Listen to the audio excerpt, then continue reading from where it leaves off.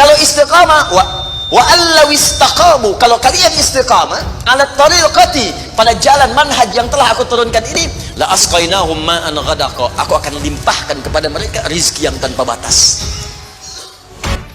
Wa may yattaqillaha yaj'al lahu makhraja wa yarzuqhu min haitsu la, siapa yang mampu meningkatkan takwanya kepada Allah, salatnya meningkat dari yang fardu tambah sunnah, amalan hartanya meningkat dari zakat tambah infak, amalan Qur'annya meningkat dari sekedar baca mulai kemudian tilawah atau mulai menghafalkannya, amalan puasanya meningkat dari Ramadan mencari sunnah-sunnahnya, tingkatkan.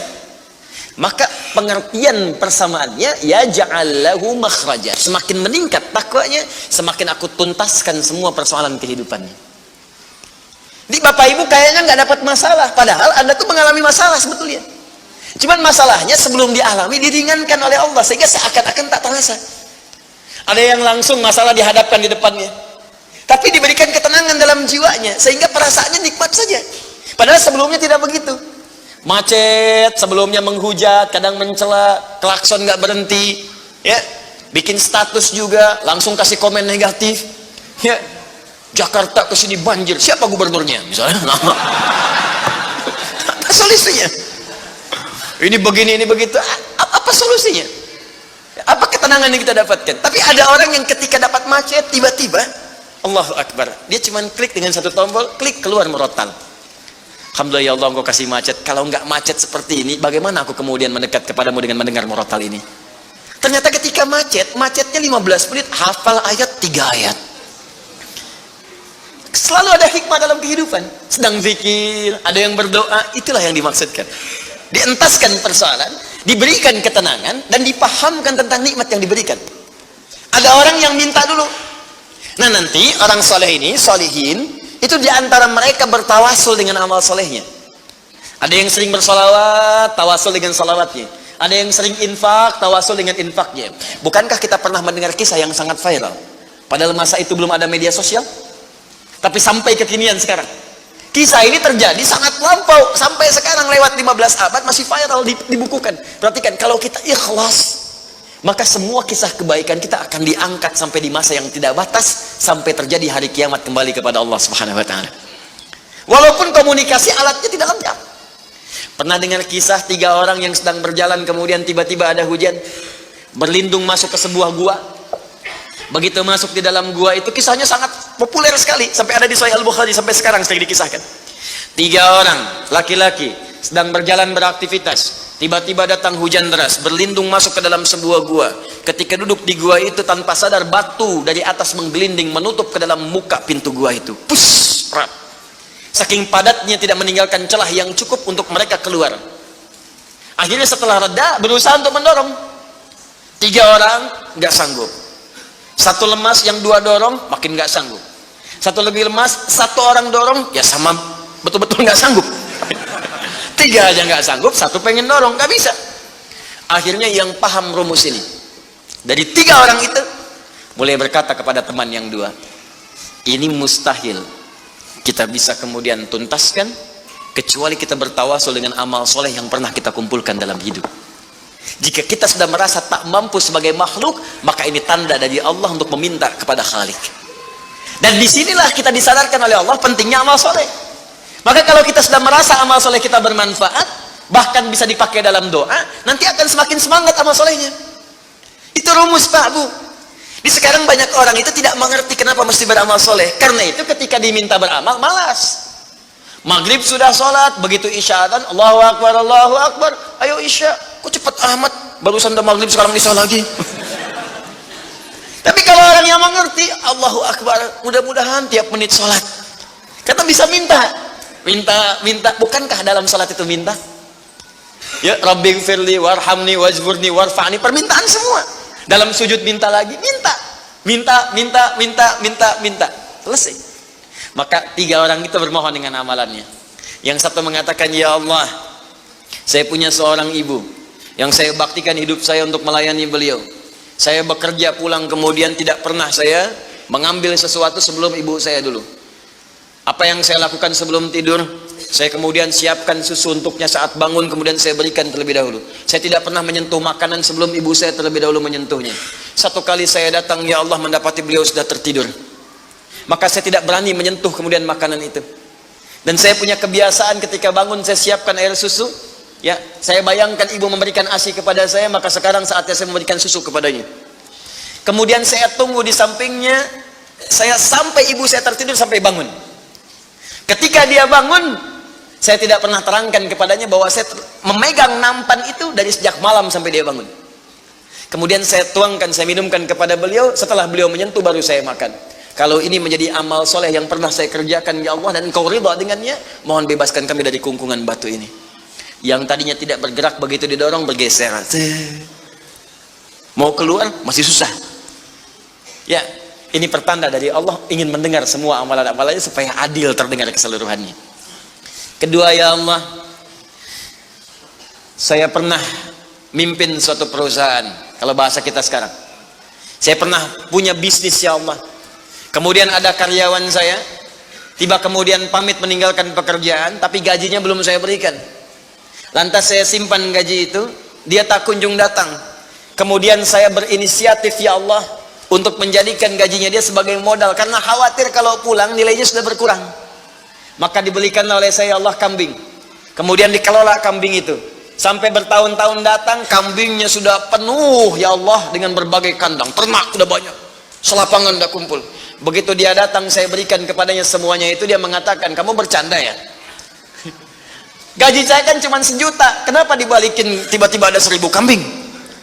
Orang ini mengatakan, kamu bercanda? Kata orang tadi, tidak, saya tidak bercanda, tapi ini hak kamu yang saya kembalikan. Dikisahkan kisahnya, saya belikan kambing, saya jaga dengan rawat dengan baik. Lantas dia mengambil semua kambing itu, ya Allah, tanpa memberikan kepadaku sedikit pun. Makasih ya, pergi gitu kan. Masya Allah. Ya gitu, kalau Badu itu unik gitu ya, bukan yang di sini, Arab maksudnya, ya. Unik gitu. Jadi lugu, polos, berangkat. Ya, apa yang terjadi? Maka aku pun, ya Allah, menerima dengan berharap ridhomu saja tanpa meminta imbalan sedikit pun darinya. Dia pergi meninggalkanku, aku mengharap ridho darimu. Maka aku bermohon kepadamu, ya Rabb, kalau dengan itu kemudian engkau ridho, maka bebaskan kami dari kungkungan batu ini. Didorong, geser lagi. Perhatikan bagian yang ketiga ini. Ini tidak mudah karena termasuk bagian dari dosa besar. Meninggalkan dosa besar mendatangkan anugerah yang berlimpah tanpa batas. Ya Allah, dulu aku seorang rentenir. Wah, banyak sekarang ini, ya, yang benjol-benjol, yang catat-catat. Dulu aku seorang rentenir, ya. Kemudian, ya Allah, aku pinjamkan kepada orang-orang untuk mengambil bunga yang berlipat dan lebih banyak. Tapi aku mencintai seorang putri dari pamanku. Setiap aku lamar, dia selalu menolak. Putrinya itu orang soleh, Pak, Bu, baik. Makanya di Quran jelas orang soleh nggak akan dipertemukan dengan yang kurang baik. Tapi jangan pesimis dulu. Caranya jadi orang baik dulu, nanti akan diarahkan pada yang baik. Sabar. Datang sendiri nanti. Ya. Maka apa yang terjadi? Satu saat aku punya kesempatan karena pamannya ternyata butuh modal, aku pinjamkan. Lama dia kemudian tidak bayar-bayar sampai menggelinding hutangnya begitu banyak terkumpul. Datanglah kemudian anak gadisnya kepadaku untuk minta keringanan. Maka aku katakan kepadanya, malam ini pun hutang bapakmu aku akan lunasi seluruhnya tanpa kecuali kalau malam ini engkau mau bergaul denganku. Maka anak perempuan itu sedih, merasa terancam, tapi tak mampu berbuat banyak untuk bapaknya. Dia pasrah kemudian mengiyakan. Di malam itulah sejak aku siap-siap untuk menggaulinya, tiba-tiba si gadis itu dengan fitrah lisannya mengatakan, nih kalau orang nggak pernah maksiat, ini kalimatnya itu tinggi sekali, besar, pengaruhnya banyak. Kata perempuan ini, ittaqillah, paman, bertakwalah kepada Allah. Satu kalimat di gadis itu menggetarkan pada jiwaku, melahirkan rasa takut yang sangat dalam. Aku lari meninggalkannya sambil mengatakan, sudah, bapakmu tak ada utang lagi padaku, dan aku lari meninggalkannya. Ya Allah, kalau dengan perbuatan itu engkau ridha yang menjadikan aku bertobat sampai sekarang, maka mohon ya Allah bebaskan kami dari kungkungan batu ini. Begitu mau didorong, batunya sudah menggelinding jauh meninggalkan mulut gua itu. Kumpulan amal soleh yang digunakan wasilah untuk berdoa terkadang akan cepat mampu mengabulkan apa yang kita mohonkan. Apalagi kalau yang dimintakan adalah pengalaman meninggalkan perbuatan maksiat yang besar. Karena maksiat-maksiat itu jangan diikuti. Jauhi, tinggalkan. Nanti saat butuh, minta dengan amalan itu. Itu boleh, ayatnya ada. Yang nyuruh Allah berarti Allah yang menetapkan jalan. Salah satu formulanya mengerjakan itu supaya semangat beramal soleh. Amal soleh itu kan cuma dua. Kalau enggak if'al, wala taf'al. Do it, live it. Kerjakan, tinggalkan. Kerjakan sholat, jauhi zina. Kerjakan kemudian infak, jauhi bohong. Kerjakan ini, tinggalkan ini. Anda cukup kerjakan, tinggalkan. Dan dengan wasilah itu minta kepada Allah. Jelas di sini? Nah, ini mungkin doa banyak disampaikan tapi jarang terkabulkan karena pengertiannya terbalik. Yang ditinggalkan dikerjakan, yang dikerjakan ditinggalkan. Terus dengan pedenya minta, ya Allah mohon kabulkan. Susah. Kenapa? Naktah sauda. Ketika berbuat maksiat mulai ada penutup, kemudian dicawan hatinya. Mulai yang ringan dulu begini. Sehingga saat cahaya akan masuk tidak tembus. Sedikit-sedikit. Allahu Akbar, Allahu Akbar. Dulu belum dengar adzan sudah ke masjid. Sekarang sudah dengar adzan masih belum semangat tuh ke masjid. Ini ada cawan nih yang ditutup. Makin keras lagi. Dulu masih nunggu qomat ke masjid. Sekarang sudah qomat mau dekat waktu sholat berikutnya nggak ke masjid juga. Begini. Tapi kalau sudah begini, ini yang susah. Bahkan orang sholat pun masih disoal juga. Ngapain sholat? Tidak akan memberikan solusi. Soleh ya. Ini udah begini. Sulit. Karena itu ketika memohon kepada Allah, kalau makanannya haram, perangkatnya haram, maaf, minumannya haram, pakaiannya haram, itu anna yustajabu lidzalik, kata Nabi di hadis Muslim. Maka barangkali itu penyebab doa sulit dikabulkan. Bukan Allah nggak ngabulkan, ketika diberikan nggak tembus tuh, nggak masuk. Begini cara berpikirnya. Jadi Al-Fatihah mengajarkan kepada kita untuk istiqamah, menjadikan satu di antara 4 golongan Nabi, Siddiqin, Syuhada, dan orang soleh sebagai modal kehidupan, supaya salah satunya hidup kita ringan. Istiqamah. Kalau sudah istiqamah, maka apa yang diberikan? Limpahan tanpa batas. Quran surah ke-72 Al-Jin ayat ke-16. Saya selesaikan dulu yang ini ya sebelum pindah. Wa allaw istaqamu 'ala at-tariqati la asqainakum ma'an ghadaqa. Wa allaw istaqamu, kan kalau mereka istiqamah 'ala at-tariqati, pada jalan yang telah kami tetapkan. Kata Allah, jalan hidup jadikan role model kehidupan Nabi. Contoh prakteknya, lihat Siddiqin. Kalau mau bertahap pelan-pelan, baca satu ayat, amalkan. Seayat, amalkan. Hadis satu, amalkan. Jangan banyak-banyak. Ya, belajar meninggalkan larangan. Minggu pertama larangan di mata, jauhi larangan mata. Pekan kedua larangan telinga. Pekan ketiga larangan lisan. Sampai ke ujung kaki. Sampai tubuh kita terbiasa meninggalkan larangan. Praktekkan. Kalau istiqamah, wa allaw istaqamu, kalau kalian istiqamah 'ala tariqati, pada jalan manhaj yang telah aku turunkan ini, la asqainahum ma'an ghadaqa, aku akan limpahkan kepada mereka rizki yang tanpa batas. Konon kalau disampaikan dalam keadaan azan, itu berpeluang besar benarnya.